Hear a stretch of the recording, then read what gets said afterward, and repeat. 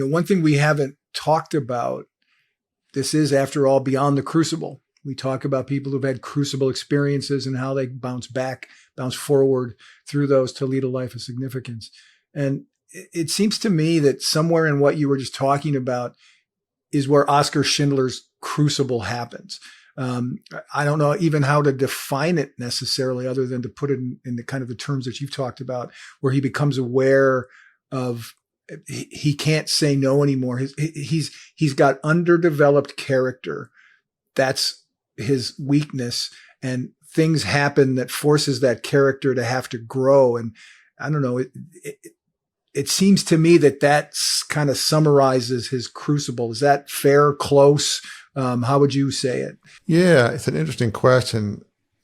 I guess I feel like there's a war with his soul, and that's the Crucible. It's good versus evil.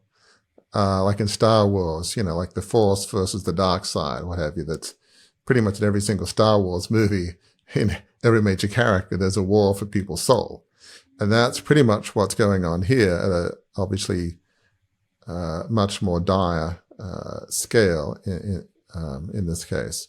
When you're amoral and you don't really have any morality, if there's a Crucible in his character, in his life, there's certainly deficiency in his character, but there's not much pain.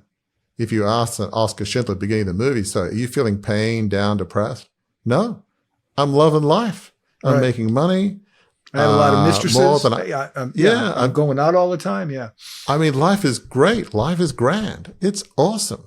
The war, best thing that's ever happened to me. It's just fantastic.